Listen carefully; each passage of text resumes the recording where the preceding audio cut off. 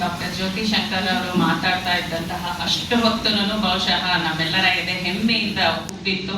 ಮತ್ತೆ ಅದೊಂದು ಸುವರ್ಣ ಯುಗಕ್ಕೆ ಖಂಡಿತ ನಾವೆಲ್ಲ ಹೊರಟು ಹೋಗಿದ್ವಿ. ಆ ಪುಸ್ತಕದ ಕಮಲನ್ನ ನಮ್ಗೆಲ್ಲ ತಲುಪಿಸಿದಂತಹ ಡಾಕ್ಟರ್ ಜ್ಯೋತಿ ಶಂಕರ್ ಅವರಿಗೆ ಹೃತ್ಪೂರ್ವಕ ಧನ್ಯವಾದಗಳು. ಹಾಗೆ ಈ ಕಡೆ ಹೇಳಿದ್ದು ಪುಸ್ತಕ ಎಲ್ಲರ ಕೈಯಲ್ಲೂ ಇರಬೇಕು ಅಂತ ಅಂದ್ಬಿಟ್ಟು ಅದೇ ಕಾರಣವಾಗಿ ಇವತ್ತು ಪುಸ್ತಕ 400 ಮುಖಬೆಲೆಯ ಪುಸ್ತಕ ಇವತ್ತು 250ಕ್ಕೆ ಅಂದ್ರೆ 150 ರೂಪಾಯಿ ರಿಯಾಯಿತಿಗಳ ಜೊತೆ ಇವತ್ತು ಸಿಗ್ತಾ ಇದೆ. ದಯವಿಟ್ಟು ಸಾಹಿತ್ಯಾಸಕ್ತರೆಲ್ಲರೂ ಇದನ್ನ ಸದುಪಯೋಗ ಪಡಿಸ್ಕೊಳ್ಬೇಕು ಅಂತ ಅಂದ್ಬಿಟ್ಟು ಕೇಳ್ಕೊಳ್ತೇನೆ. ಹಾಗೆ ಇಂಥ ಒಂದು ಅದ್ಭುತ ಪುಸ್ತಕವನ್ನ ನಮ್ಗೆಲ್ಲ ನೀಡಿದಂತಹ ಮಹಿಮಾ ಪ್ರಕಾಶನದ ಶ್ರೀನಿವಾಸ್ ಅವರು ಕೂಡ ಇಲ್ಲಿ ಇದ್ದಾರೆ. ಸೊ ಅವರಿಗೆ ನಮ್ಮೆಲ್ಲರ ಪರವಾಗಿ ಅಭಿನಂದನೆಗಳು. ದಯವಿಟ್ಟು ಚಪ್ಪಾಳೆ ಶ್ರೀನಿವಾಸ್ ಅವರಿಗೆ ಬರಲಿ ಅಂತ ಕೇಳ್ಕೊಳ್ತೇನೆ.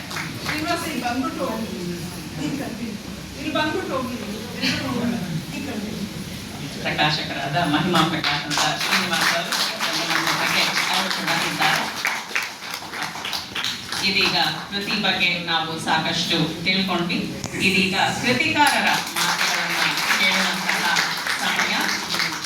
ಈಗಾಗಲೇ ಗೌರಿ ಸತ್ಯ ಅವರ ಬಗ್ಗೆ ನಮ್ಗೆಲ್ಲರಿಗೂ ಸಾಕಷ್ಟು ಪರಿಚಯ ಇದೆ, ಮತ್ತೆ ಗಣ್ಯರ ಮಾತುಗಳಿಂದ ಸಾಕಷ್ಟು ತಿಳ್ಕೊಂಡಿದ್ದೀವಿ.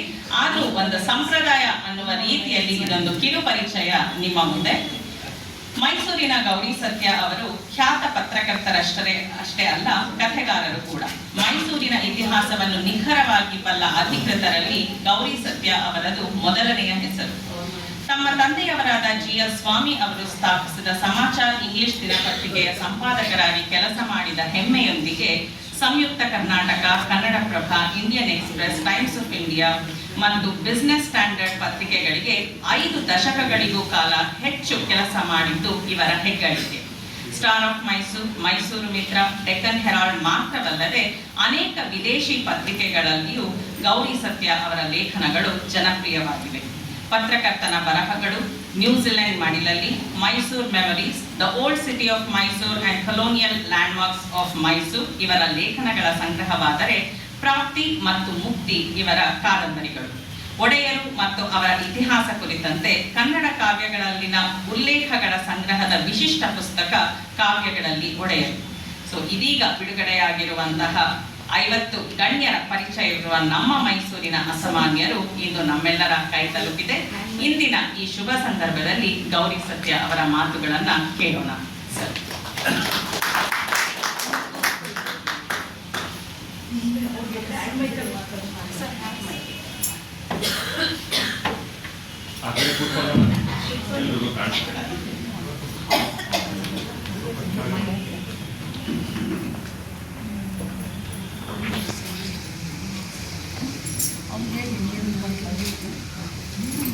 ಬೆಕ್ಸೂರು ಮಟ್ಟವರೇ ಶುಭ ಸಂಜೆಯ ಜ್ಯೋತಿ ಶಂಕರ್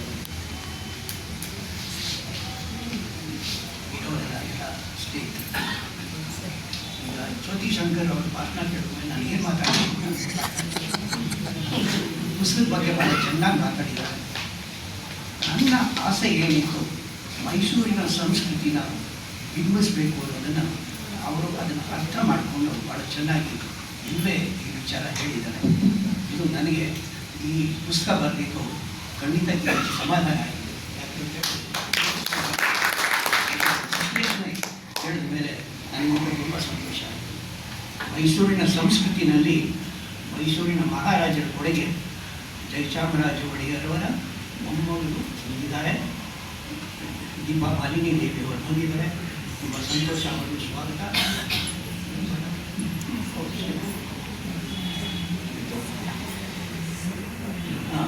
ಸೊ ಹೀಗಾಗಿ ಮೈಸೂರಿನ ಪ್ರತಿಯೊಂದು ಅನುದಲ್ಲೂ ಮೈಸೂರಿನ ಮಹಾರಾಜರ ಕಾಣಿಕೆ ಇದೆ. ಅವರಿಂದಲೇ ಈ ಸಂಸ್ಕೃತಿ ಉಳಿದು ಬೆಳೆದಿತ್ತು. ಎರಡನೇ ನಿದರ್ಶನ 50 ಜನರು ಸಾಕ್ಷಿ. ಏನು ನಮಗೆ 50 ಜನರ ಸಾಕ್ಷಿ. ಇದನ್ನು ಮುಂಚೆ ನಾನು ಭಾಳ ದಿವಸದಿಂದ ನನಗೆ ಮನಸ್ಸಲ್ಲಿ ಅನಿಸ್ತಿತ್ತು, ಮೈಸೂರಿಗೆ ಇಷ್ಟೊಂದು ಜನ ಸೇವೆ ಮಾಡಿದ್ದಾರೆ, ನಾನು ಇವ್ರ ಬಗ್ಗೆ ಬರೀಬೇಕು ಅನ್ನೋದೊಂದು ಕುತೂಹಲ ಇತ್ತು. ಈ 50 ಜನದ ಮಾಹಿತಿ ಸುಲಭ ಸಿಗಲಿಲ್ಲ. ಭಾಳ ಅಲ್ಲಿ ಹುಡುಕಿ ರಿಸರ್ಚ್ ಮಾಡಿ ಎಲ್ಲರೂ ಕೇಳಿ ಸಂಗ್ರಹ ಮಾಡಿ ಫೋಟೋಗಳು ಸಿಗಲಿಲ್ಲ, ಯಾವ ಚಿತ್ರಗಳು ಸಿಗಲಿಲ್ಲ, ಮೊದಲೆಲ್ಲ ಹುಡುಕಿ ಮಾಡಿದೆ. ಆಮೇಲೆ ಮೈಸೂರು ಮಿತ್ರದಲ್ಲಿ ಮೊದಲನೇ ಆರ್ಟಿಕಲ್ ಕಳಿಸಿದೆ. ನಮ್ಮ ಮೈಸೂರು ಮಿತ್ರ ಸಂಪಾದಕರು ಇರ್ಬೋದು, ಅವರು ತಕ್ಷಣ ಅದನ್ನು ಪಬ್ಲಿಷ್ ಮಾಡಿದ್ರು. ನಾನು ಹೇಳಿದೆ ಈ ರೀತಿ 50 ಲೇಖನಗಳು ಬರೀತೀನಿ ಅಂತ, ಖಂಡಿತ ಬರೀಬೇಕು. ಅವರು ಅದನ್ನು 50 ಪಬ್ಲಿಷ್ ಮಾಡಿದ್ರು. ಅದು ಭಾಳ ಒಳ್ಳೆಯ ಪ್ರತಿಕ್ರಿಯೆ ಬಂತು. ಮೊನ್ನೆ ಇವನ್ನ ನಮ್ಮ ಪತ್ರಿಕಾ ಸಂಪಾದಕರನ್ನ ನಾನು ಫೋನ್ ಮಾಡಿಬಿಟ್ಟು, ಈ ಸಮಾರಂಭದಲ್ಲಿ ನೀವು ಭಾಗವಹಿಸಿ ನಮ್ಮ ಜೊತೆ ಇರಿ ಅಂತಂದರೆ, ಅವರ ಸಹ ನನ್ನ ಮಾತು ಕರಿಬೇಕು, ನಾನು ನೀವು ಏನೋ ಕೂತಿರ್ತೀನಿ ಹಾಗೆ ಹೋಗ್ತೀನಿ ಅಂತ ಹೇಳ್ಬೇಕು ಹೋಗಬೇಕು. ಆಮೇಲೆ ಅವರು ಮಾತಾಡಿದ್ರು, ಸರ್ ಇದು ಭಾಳ ಒಳ್ಳೆಯ ರೆಸ್ಪಾನ್ಸ್ ಬಂತು, ಭಾಳ ಒಳ್ಳೆಯ ಪ್ರತಿಕ್ರಿಯೆ ಬಂದಿದೆ, ನೀವು ಯಾಕೆ ನಿಲ್ಲಿಸಿದ್ರಿ ಇದನ್ನು, ಇನ್ನೂ ಮುಂದುವರಿಸಿ, ಎಲ್ಲರೂ ಕೇಳ್ತಿದ್ದಾರೆ, ಯಾಕೆ ನಿಲ್ಲಿಸ್ಬಿಟ್ಟು ದಯವಿಟ್ಟು ಬನ್ನಿ ಅಂತ. ಆ ಥರದ್ದು ಜನ 50 ಏನು ಬಂದಿದ್ದೀನಿ, ಆ ಥರದ್ದು ಮಹಾನ್ ಭಾವರು ಮೈಸೂರಲ್ಲಿ ಸಾಕಷ್ಟು ಜನ ಇದ್ದರು ಆವತ್ತು. ಬರೀ ನಮ್ಮವರೇ ಅಲ್ಲ, ಬ್ರಿಟಿಷರ್ಸ್ ಕೂಡ ಎಷ್ಟೋ ಜನ ಯಾರು ಕೆಲಸ ಮಾಡಿದ್ರು ಅವರು ಕೂಡ ಸೇವೆ ಮಾಡಿದ್ದಾರೆ. ಇವ್ರನ್ನೆಲ್ಲರನ್ನ ನಾವು ಇವತ್ತು ಮಾಡ್ತಿದ್ದೀವಿ. ಅವ್ರನ್ನ ಹೊರಗಡೆ ತಂದು ಅವ್ರ ಪರಿಚಯ ನಮ್ಗೆ ಆಯಿತು ಅಂತ ಹೇಳಿದ್ರೆ, ಪ್ರಾಯಶಃ ಅದರಿಂದಾಗಲೇ ನಮ್ಮ ಮೈಸೂರು ಸಂಸ್ಕೃತಿ ಸ್ವಲ್ಪ ಮಟ್ಟಿಗೆ ಉಳಿಯಿತು, ಬೆಳೆದಿತ್ತು, ನಮ್ಮ ಮನೆಗಳಲ್ಲಿ ಅದು ನಡ್ಕೊಂಡು ಬಂದಿತ್ತು ಅನ್ನೋ ಆಸೆ ನನಗೆ. ಈ ದೃಷ್ಟಿಯಲ್ಲಿ ಈ ಕೆಲಸ ಆಗಿದೆ ಅಂತ ನಾನು ನೋಡ್ಕೊಂಡಿದ್ದೀನಿ. ಈ ದೃಷ್ಟಿನಲ್ಲಿ ಕೆಲಸ ಆಗಿ ನಾನು ನೋಡ್ಕೊಂಡಿದ್ದೀನಿ.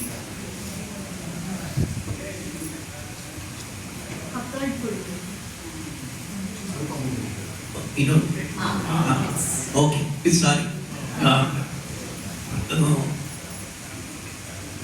ನಂದು ಮೊದಲನೇ ಪುಸ್ತಕ ಇಂಗ್ಲೀಷಲ್ಲಿ ಪಬ್ಲಿಷ್ ಆಗಿತ್ತು ಅಂತ ಹೇಳಿದ್ರೆ ಮೈಸೂರು ಮೆಮೊರೀಸ್.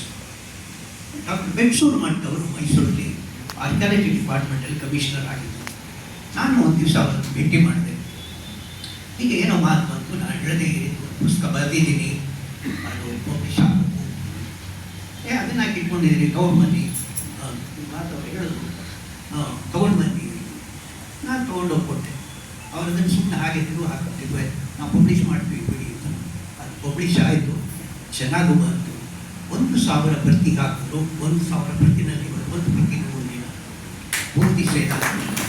ಅದು ನನಗೆ ನಿಜವಾಗ್ಲೂ ಆಶ್ಚರ್ಯ ಆಯಿತು. ಮೈಸೂರಿನ ಬಗ್ಗೆ ಅಭಿಮಾನ ಇಟ್ಟಿರೋರು ಇಷ್ಟು ಜನ ಇದ್ದಾರಲ್ಲ, ಇದನ್ನು ಕೊಂಡ್ಕೊಳ್ತಾರೆ, ಓದ್ತಾರಲ್ಲ ಅನ್ನೋದು ಅಭಿಮಾನ ಬಂತು. ಇದು ಬರೀ ಮೈಸೂರು ಅಥವಾ ಭಾರತದಲ್ಲಿ ಮಾತ್ರ ಅವರು ಹೋಗಲಿಲ್ಲ, ವಿದೇಶದಲ್ಲೂ ಕೂಡ ಈ ಕಾಪೀಸು ಇವತ್ತು ಹೋಗಿದೆ, ಅಲ್ಲೆಲ್ಲ ಇದೆ ಅನ್ನೋದು ನನಗೆ ಬಹಳ ಸಂತೋಷ ಕೊಟ್ಟು. ನಾನು ಮಾಡಿರಲಿಲ್ಲ, ಬಟ್ ಅಷ್ಟು ಒಳ್ಳೆ ರೆಸ್ಪಾನ್ಸ್ ಬಂತು. ಅದಕ್ಕೆ ಕಾರಣಕರ್ತರು ಸನ್ಮಾನ್ಯ ಡಾಕ್ಟರ್ ಬೆಟ್ಸೂರು ಮಠ್ ಅವರು. ಅವರಿಗೆ ಜ್ಯೋತಿ ಶಂಕರ್ ಅವರ ಬಗ್ಗೆ ನಾನು ಹೇಳಬೇಕಾಗಿತ್ತು. ಅವರು ನನ್ನ ತಂಗಿ ಮಾತಾಜಿ ಅವ್ರ ಮುಖಾಂತರ ನನ್ನ ಪರಿಚಯ. ಗಮಕದ ಬಗ್ಗೆ ಏನು ಗೌರಿ ದೇವರು ನರಸಿಂಹಶಾಸ್ತ್ರಿಗಳು ಹೇಳಿದ್ರು, ಅವರು ನನ್ನ ತಾತನ ತಮ್ಮ. ಸೊ ಹಾಗಾಗಿ ಇದು ನಮ್ಮ ಮನೆತನದಲ್ಲೂ ನಡ್ಕೊಂಡು ಬಂದಿದೆ ಈ ಗೌರಿ ಗಮಕದ. ಸೊ ಹಾಗಾಗಿ ನಾವೆಲ್ಲ ಗೌರಿ ಮನೆತನದವರು. ಸೊ ಜ್ಯೋತಿ ಶಂಕರ್ ಅವರ ಪರಿಚಯ ನನ್ನ ಆದಾಗ ನಾನು ಈ ಯಾವುದು ಕಾವಿಗಳಲ್ಲಿ ಒಡೆಯರು ಒಂದು ಸಂಗ್ರಹ ಮಾಡಿದ್ದೆ, ಅದನ್ನು ಬಿಡುಗಡೆ ಮಾಡಿ ಅಂತ ಇದನ್ನು ಕಾವ್ಯವಾಚನವೂ ಮಾಡ್ಬೋದು ಅನ್ನೋದು ಒಂದು ಸಲಹೆ ಬಂದು ಅದರ ಕೆಲವು ಪೋರ್ಷನನ್ನು ತಗೊಂಡು ಕಾವ್ಯವಾಚನ ಮಾಡಿದ್ರು. ಆವತ್ತಿನ ದಿವಸ ರಾಜಚಂದ್ರ ಅವರು ಬಂದಿದ್ದರು ಸಮಾರಂಭಕ್ಕೆ, ಆ ಪುಸ್ತಕದ ಬಿಡುಗಡೆಗೆ. ಅವರು ಕೂತ್ಕೊಂಡು ಇದನ್ನು ಕೇಳಿದ್ರು. ಎಷ್ಟು ಸಂತೋಷಪಟ್ಟು ಅಂದರೆ, ಭಾಳ ಚೆನ್ನಾಗಿ ಭಾಳ ವಿಶಿಷ್ಟವಾಗಿ ಈ ಕಾರ್ಯಕ್ರಮ ಮಾಡಿದಿರಿ, ನನಗೆ ಇಷ್ಟು ಒಳ್ಳೆಯ ಇದು ಕಾರ್ಯಕ್ರಮ ಆಗುತ್ತೆ ಅಂತ ನಾನು ನಿರೀಕ್ಷೆ ಮಾಡಿರಲಿಲ್ಲ. ಇದನ್ನು ನೀವು ಏನು ಕಾವ್ಯಗಳಲ್ಲಿ ಒಡೆಯರು ಬರೆದಿದ್ರಿ, ಈ ಕಾವ್ಯಗಳಲ್ಲಿ ಇರೋ ಬತ್ತಿಗಳನ್ನೆಲ್ಲ ತಗೊಂಡು ಅದನ್ನೇ ಒಂದು ಕಾರ್ಯಕ್ರಮ ಮಾಡಿದ್ರೆ ಭಾಳ ವಿಶಿಷ್ಟವಾಗಿರುತ್ತೆ, ಭಾಳ ಚೆನ್ನಾಗಿರುತ್ತೆ, ಮೆಚ್ಚುಗೆ ಮಾತಾಡೋದು. ಆ ಮೆಚ್ಚುಗೆಗೆ ಪಾತ್ರರಾದವರು ಡಾಕ್ಟರ್ ಜ್ಯೋತಿ ಶಂಕರ್.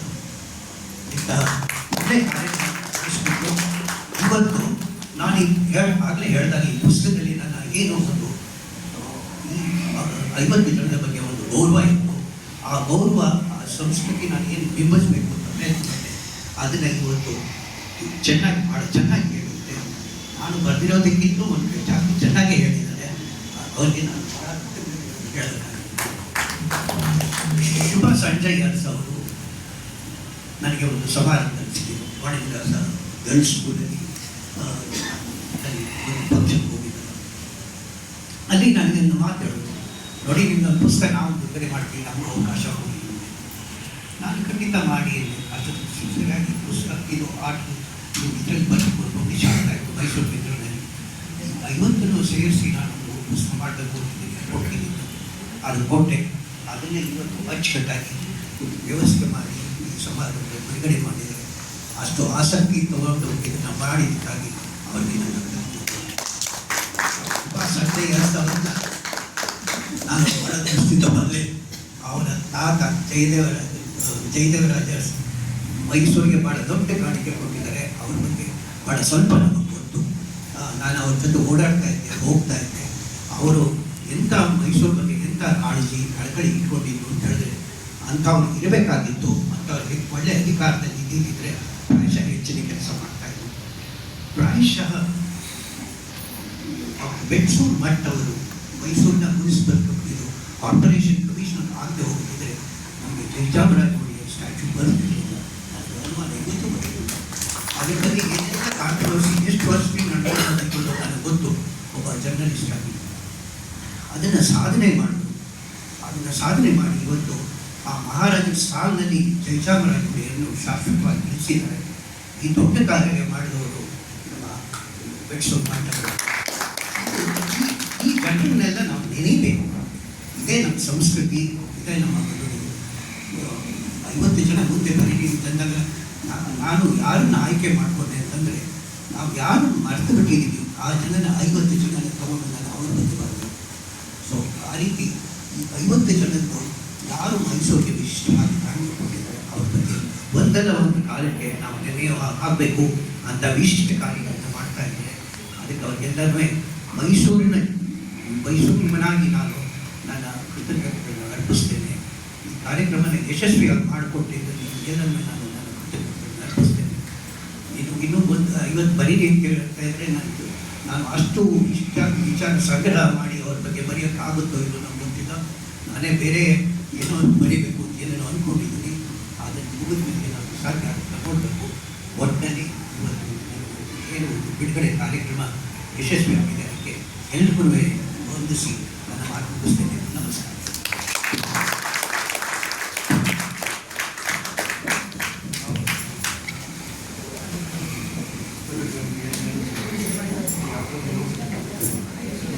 ತಮ್ಮ ಮಾತುಗಳ ಮೂಲಕ ಎಲ್ಲರಿಗೂ ಕೃತಜ್ಞತೆಗಳನ್ನು ಅರ್ಪಿಸಿದ ಇಂತಹ ಒಂದು ಉತ್ತಮವಾದ ಪುಸ್ತಕವನ್ನು ನಮಗೆ ನೀಡಿರುವಂತಹ ಶ್ರೀ ಗೌರಿ ಸತ್ಯ ಅವರಿಗೆ ಧನ್ಯವಾದಗಳು ಹಾಗೂ ಅಭಿನಂದನೆಗಳು ಕೂಡ. ಇದೀಗ ವೇದಿಕೆಯ